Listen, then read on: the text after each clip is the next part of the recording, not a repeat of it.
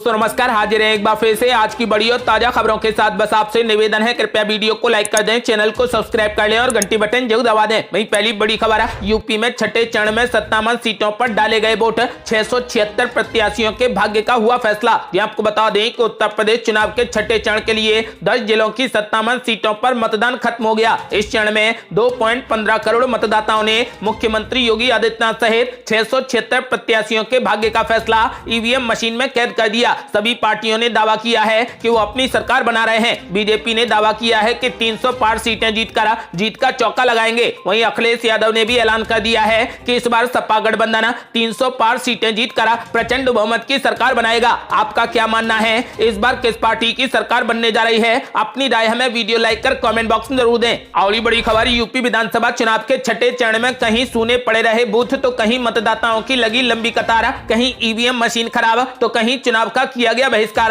आपको बता दें कि उत्तर प्रदेश में चुनाव अब अपने अंतिम पड़ाव में पहुंच गया है। 10 जिलों की 57 विधानसभा सीटों के लिए छठे चरण में वोटिंग खत्म हो गई। इस दौरान कई सीटों पर भारी संख्या में सुबह से ही मतदाता अपने मताधिकार का प्रयोग करने के लिए पोलिंग बूथ पर पहुंचे। हालांकि कई जगह मतदाता अपनी समस्याओं का समाधान न होने के चलते मतदान का विरोध भी कर रहे हैं। आपको बता दें कि वहीं कई बूथों से वोटिंग देरी से शुरू होने और ईवीएम की गड़बड़ी की भी खबरें आई। कई ऐसे भी वोटर सामने आए हैं जिनका वोटर लिस्ट में नाम ना होने के चलते वो मतदान नहीं कर सके। आपको बता दें कि फिलहाल छठे चरण के लिए वोटिंग खत्म हो गई। और बड़ी खबर, कुशीनगर में ग्रामीणों ने मतदान का किया बहिष्कार, बोले पुल नहीं तो वोट नहीं। आपको बता दें कि कुशीनगर जिले के तमकुहीराज विधानसभा के पिपरा घाट बूथ संख्या 320, 321, 322 पर मतदाताओं ने मतदान का बहिष्कार कर दिया। यहां सुबह 10 बजे तक एक भी वोट नहीं पड़ा। ग्रामीण मतदाता चुनाव का बहिष्कार करते रहे। वहीं एडीएम देवी दयाल वर्मा और एसएसपी रितेश सिंह मौके पर पहुंचे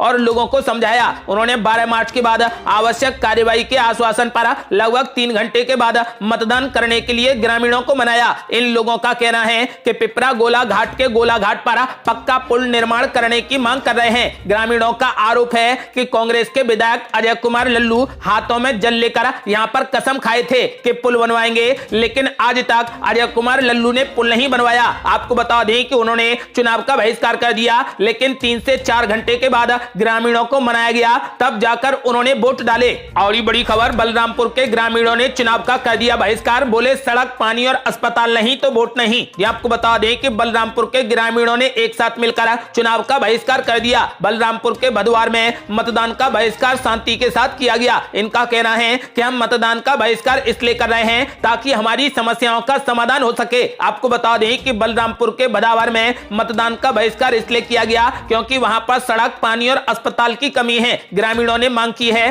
कि जब तक सड़क, पानी और अस्पताल नहीं होगा हम वोट नहीं डालेंगे। आपको बता दें कि फिलहाल बलरामपुर के भदावर में मतदान का बहिष्कार सड़क, पानी और अस्पताल की वजह से कर दिया गया। और ये बड़ी खबर, समाजवादी पार्टी ने बीजेपी पर लगाया गंभीर आरोप, कहा गोरखपुर में भाजपा के पक्ष में मतदान करने के लिए डाला गया दबाव। आपको बता दें कि समाजवादी पार्टी ने बीजेपी पर मतदान में गड़बड़ी करने का आरोप लगाया है। समाजवादी पार्टी ने चुनाव आयोग से इसकी शिकायत की है। आपको बता दें कि समाजवादी पार्टी ने आरोप लगाया है कि गोरखपुर जिले की गोरखपुर शहर 322 के बूथ संख्या 16 पर भाजपा कार्यकर्ता बूथ के अंदर जाकर बैठ गए थे और मतदाताओं पर भाजपा के पक्ष में मतदान करने का दबाव बना रहे थे। आपको बता दें कि समाजवादी पार्टी ने चुनाव आयोग से इसकी जांच कराने की मांग की है। और ये बड़ी खबर, बांसडीह में भाजपा प्रत्याशी हुए आग बबूला, फेफना के कई गांवों में मतदान का किया बहिष्कार। आपको बता दें कि बलिया जिले में कई स्थानों पर सपा गठबंधन और भाजपा समर्थकों के बीच में तनातनी की खबरें सामने आई। विधानसभा के असेगा में एक केंद्र के बाहर भाजपा के बस्ते पर सुभाषपा नेता ने पोस्टर और झंडे आदि फाड़ दिए। इसे लेकर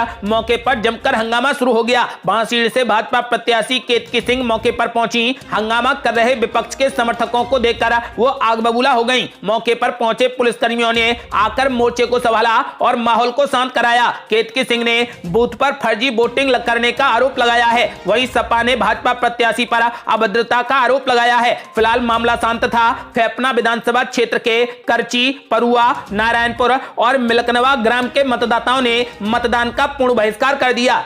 और ये बड़ी खबर, योगी आदित्यनाथ बने अपने बूथ के पहले वोटर, बोले सही निर्णय में चूके तो 5 साल की मेहनत पर फिर जाएगा पानी। ये आपको बता दें कि मुख्यमंत्री योगी आदित्यनाथ ने पहले मतदान फिर जलपान के मंत्र का अनुसरण करते हुए गोरखपुर के बूथ संख्या 249 पर अपने मताधिकार का प्रयोग किया। सुबह 7 बजे ही बूथ पर पहुंचे मुख्यमंत्री योगी आदित्यनाथ अपने बूथ के पहले वोटर भी बन गए। मतदान करने के बाद उन्होंने मीडिया से बातचीत की और फिर गोरखनाथ मंदिर पहुंचकर जलपान किया। मतदान के बाद पत्रकारों से बातचीत करते हुए मुख्यमंत्री योगी आदित्यनाथ ने कहा कि अपने संवैधानिक अधिकारों व कर्तव्यों के प्रति जनता जनार्दन में अपार उत्साह देखने को मिल रहा है। खासतौर पर माताओं और बहनों का उत्साह देखते ही बन रहा है। ये लोकतंत्र के लिए बहुत शुभ है। मुख्यमंत्री योगी ने कहा कि छठे चरण में जिन 9 जिलों में मतदान हो रहा है, वहां के मतदाताओं से अपील है कि वो अच्छी सरकार, सुशासन की स्थापना व आकांक्षाओं के अनुरूप विकास कार्यों को आगे बढ़ाने के लिए मतदान अवश्य करें।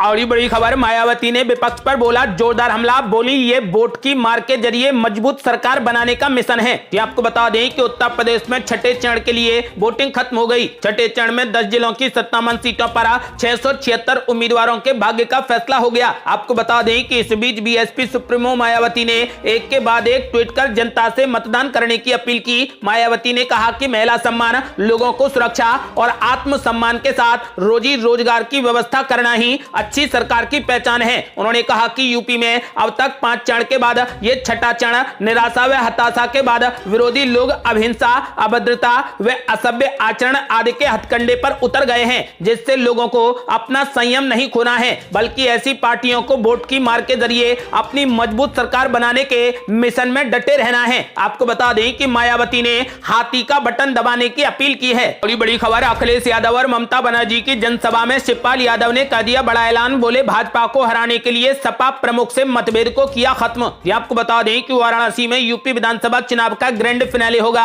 जब पूर्वांचल के 7 जिलों में 7 मार्च को 7वें और अंतिम चरण का मतदान होगा। इसके लिए सभी दलों के दिग्गजों ने अपनी पूरी ताकत झोंक दी है। सभी दलों के नेताओं ने वाराणसी को ही केंद्र बना लिया है। रिंग रोड किनारे एडे गांव में आज सपा गठबंधन की जोरदार रैली हुई। कार्यक्रम को संबोधित करते हुए प्रगतिशील समाजवादी पार्टी के प्रमुख शिवपाल यादव ने कहा कि जनता के कहने पर और भाजपा को हराने के लिए सपा प्रमुख अखिलेश यादव के साथ में हमने मतभेद को खत्म कर दिया है। उन्होंने कहा कि अब जनता की बारी है कि वो भाजपा को सत्ता से उखाड़ फेंकें। सुभाषपा प्रमुख ओम प्रकाश राजभर ने अपने अंदाज में भाजपा पर जोरदार हमला बोला। उन्होंने महंगाई और बेरोजगारी समेत अन्य मुद्दों पर भाजपा को घेरा। आपको बता दें कि आज वाराणसी में सपा गठबंधन ने जोरदार रैली की है। प्रधानमंत्री नरेंद्र मोदी के संसदीय क्षेत्र वाराणसी में विपक्षी दलों ने अपनी पूरी ताकत झोंक दी। आपको बता दें कि यहाँ पर 7 मार्च को मतदान होने वाला है। और बड़ी खबर, मुख्यमंत्री योगी आदित्यनाथ का बड़ा ऐलान, बोले यूपी में हर तरफ बीजेपी की लहर, छठे चरण में लगेगा छक्का और 7वें में बनेगा रिकॉर्ड। ये आपको बता दें कि मीडिया कर्मियों से बात करते हुए मुख्यमंत्री योगी आदित्यनाथ ने दावा कर दिया है कि छठे चरण में बीजेपी के पक्ष में जोरदार छक्का लगेगा। बीजेपी 250 और 300 के लक्ष्य को हासिल करेगी, लेकिन 7वें चरण में ये आंकड़ा रिकॉर्ड बना देगा। मुख्यमंत्री ने कहा कि 5 चरणों का जो रुझान है, भाजपा पीएम मोदी के नेतृत्व में पूर्ण बहुमत से काफी आगे चल रही है। आज छठे चरण का चुनाव हुआ है, आज जोरदार छक्का लगेगा और भारतीय जनता पार्टी 300 के लक्ष्य को प्राप्त करेगी। 7वें चरण में यह आंकड़ा रिकॉर्ड बनाएगा। मैंने कहा था कि पीएम मोदी के विकास और सुशासन के मुद्दे को जनता ने 2014, 2017, 2019 में अंगीकार किया और 2022 में भी बरकरार रहेगा। 80% सीटें बीजेपी को मिलेंगी और 20% में विपक्ष में बंटवारा होगा। मुख्यमंत्री योगी आदित्यनाथ ने साफ कर दिया है कि बीजेपी फिर से 300 पार सीटें जीतकर रिकॉर्ड बनाएगी और प्रचंड बहुमत की सरकार बनाएगी। आपका क्या मानना है? क्या इस बार बीजेपी अपनी सरकार बनाने में कामयाब होगी? अपनी राय हमें वीडियो लाइक कर कमेंट बॉक्स में जरूर दें। और बड़ी खबर, अनुप्रिया पटेल का बड़ा ऐलान, बोली भाजपा गठबंधन बना तूफान, विपक्ष की निकली हवा। जो आपको बता दें कि केंद्रीय उद्योग व वाणिज्य राज्य मंत्री अनुप्रिया पटेल ने मिर्जापुर और जौनपुर में भाजपा गठबंधन प्रत्याशियों के पक्ष में जमकर जनसभाएं की और कहा कि भाजपा गठबंधन की हवा अब तूफान बन चुकी है। इससे विपक्षी पार्टियां बौखला गई हैं। उन्होंने कहा कि देश की मजबूती के लिए देश का मजबूत होना बेहद जरूरी है। केंद्र की एनडीए सरकार में चौतरफा विकास हुआ है। उत्तर प्रदेश ने देश को सबसे अधिक प्रधानमंत्री दिए हैं, इसलिए यहां का चुनाव बेहद महत्वपूर्ण है। मिर्जापुर में 96 विधानसभा क्षेत्र के अतरौला राजा गांव में केंद्रीय मंत्री ने जनसभा को संबोधित किया और कहा कि केंद्र व प्रदेश की योजनाओं का लाभ अब जनता को सीधा मिल रहा है। उन्होंने कहा कि पीएम मोदी के नेतृत्व में कोरोना महामारी से मुक्ति पाने के लिए पूरे देश में फ्री में टीकाकरण कराया गया। उन्होंने लोगों को उत्साहित करते हुए कहा कि जिस तरीके से लोकसभा 2019 के चुनाव में उन्होंने हमको समर्थन दिया है, वैसे ही 2022 के विधानसभा चुनाव में भी दें। आपको बता दें कि अनुप्रिया पटेल ने घोषणा की है और लोगों से अपील की है कि इस बार कमल का बटन दबाकर फिर से बीजेपी को प्रचंड बहुमत की सरकार बनाएं।